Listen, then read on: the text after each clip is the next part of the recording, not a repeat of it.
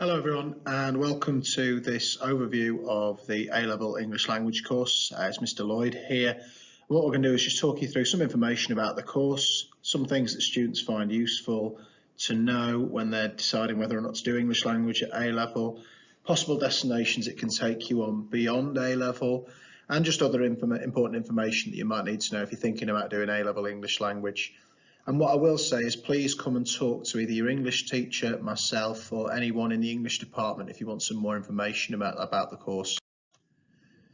So we want people to do English language who've got an inquisitive and creative mind and often kind of picking up on some of the things you've done at GCSE. English language A-Level is very, very different to GCSE English language. At GCSE, we often do paper 1, question 1, paper 2, question 2, paper 3, question 3, paper 4, question 4, and so on and so forth. And it gets quite repetitive. It's about you being able to demonstrate skills in timed conditions in the exam at GCSE. And we use some of those skills at A-Level, but we also build on them, and it's so much broader than GCSE language. We often find that at the end of the GCSE, students can be a little bit fatigued by English language because, if you're revising for those exams, you're just practicing those skills and it's quite a narrow focus. But A-Level English language is so much broader than that. We look at why are some regional accents favoured over others? Why do we prefer people to speak with received pronunciation rather than with a Scouse accent, for instance? And do people make judgments based on what others sound like? And we've got all kinds of studies, real life examples of that. We look at why the English language looks the way it does today, what's happened over time to change our language and all the different languages that have kind of formed part of English language.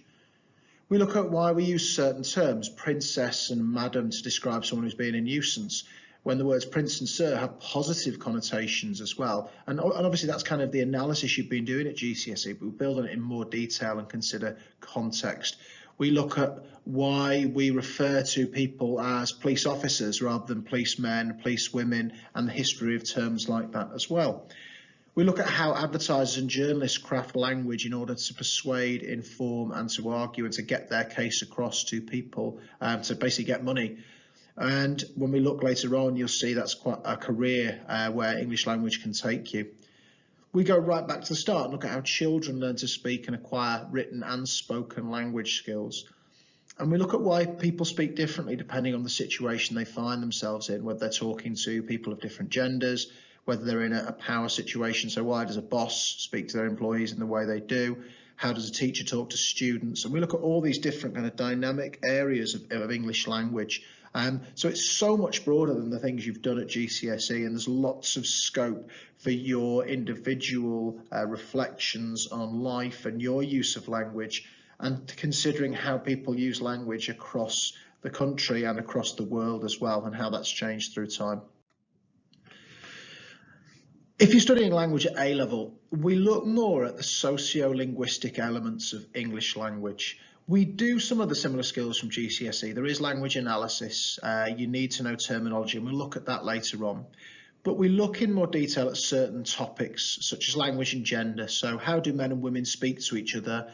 Why do they speak that way? Why do we refer to certain professions in certain ways? Language and occupation. There are lots of businesses that use jargon. They speak in different ways. They have certain things that they say in certain companies. So in schools, we say certain things that someone who works for a massive company won't say. We look at region. So why do people from Yorkshire speak with a Yorkshire accent, and the dialect choices they make as well? Why do teenagers, as part of a social group, why do people in America, why do people on reality TV programs speak the way they do?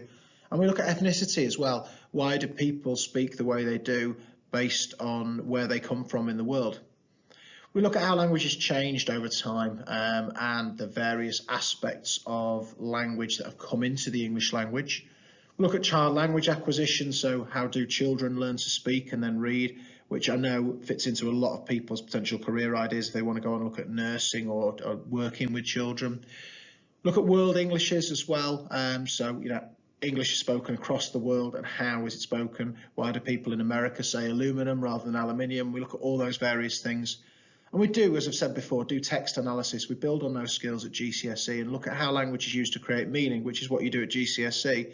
But we also look at representation. How do people represent themselves, which is something new to GCSE. We look at why does the writer of a text say certain things about themselves or about what they're talking about. We follow the AQA specification, and we need you to get a strong English language grade at GCSE. And if you do well at literature as well, that can help given the nature of the essay writing as well. But that should give you the skills to do well at English language. This is the course content then. This is how it's assessed. There's 2 exams there.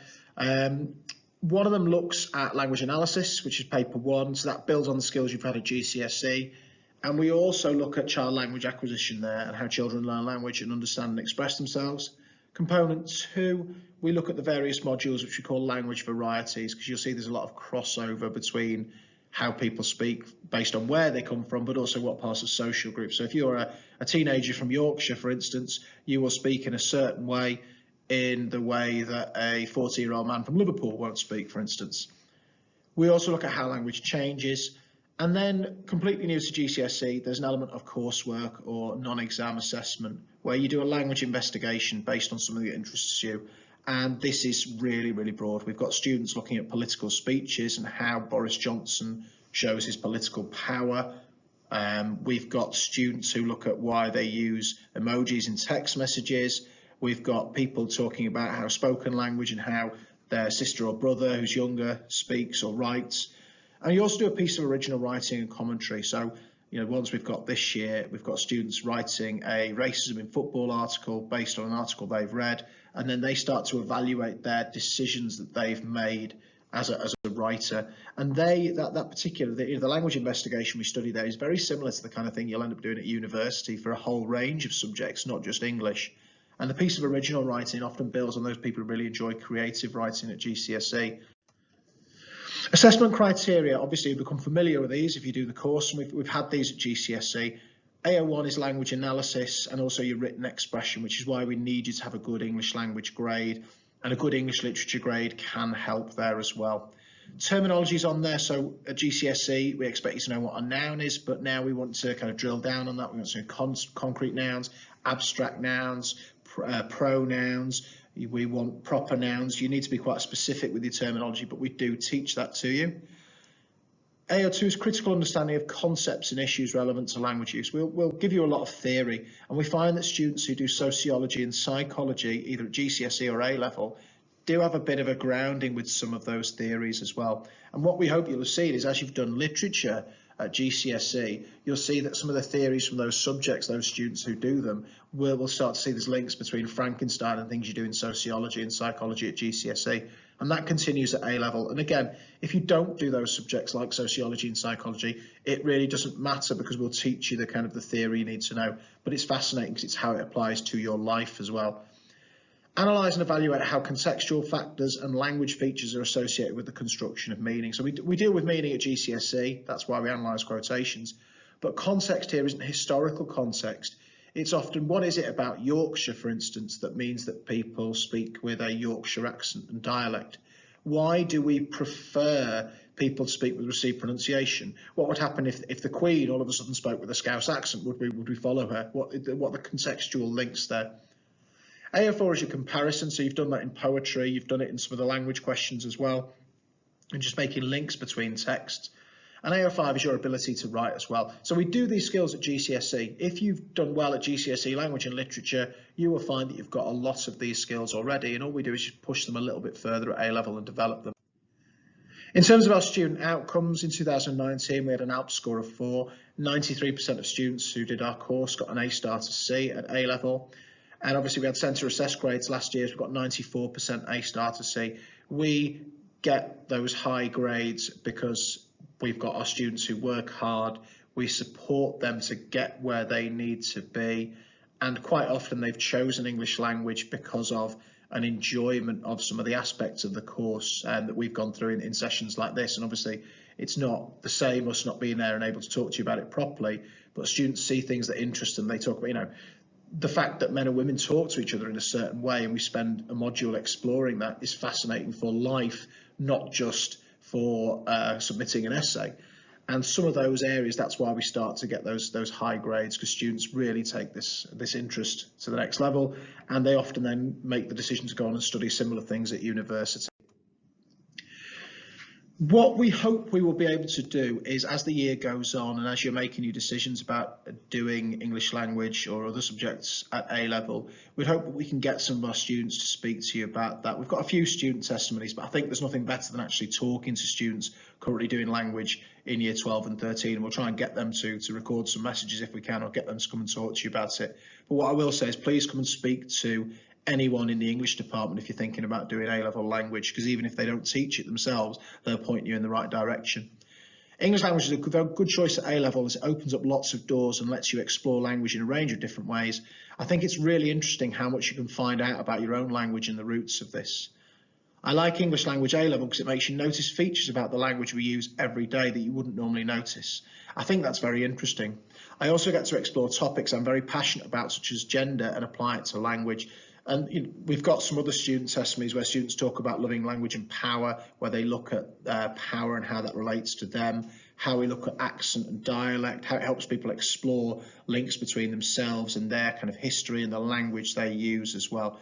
So it's no substitute for talking to some of our students, and we hope that we can get you to do that. But again, please kind of ask us, and we're more than happy to kind of to share what's in the course and why you should think about doing it.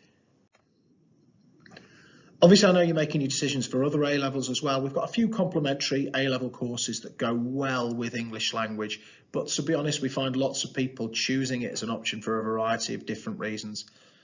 Given the linguistic nature, modern foreign languages go well. Sociology and psychology, as I've mentioned, because of the theoretical nature of those courses, and because we look at theories about language and gender and apply them, they do fit really, really well. And it goes well if you're thinking about applying to university to do some of those courses. It goes quite well. Criminology is mentioned as well. That's a really good A-level study alongside language. Or if you're thinking about doing that at university, the fact that we look at why some people are treated in the way they are as a result of their language use, that starts to come forward into university, and how they're then criminally profiled in some cases.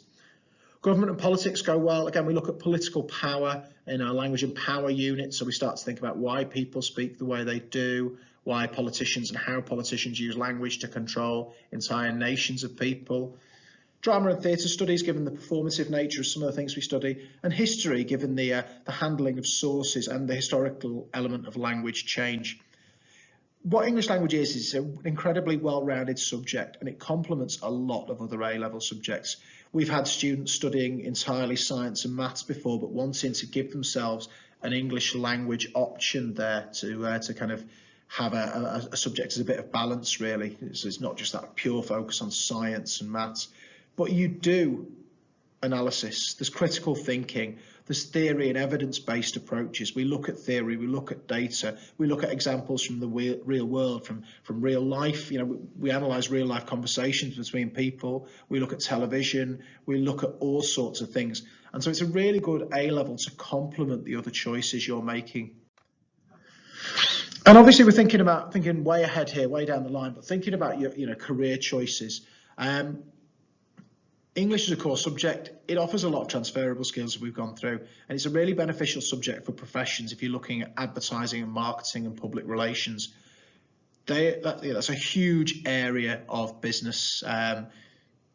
Every major company's got an advertising, marketing, PR department. And obviously they'll be thinking very, very carefully about how they promote themselves, what mediums they use to promote themselves, what language choices they make in their advertising to target people specifically, and how they do that.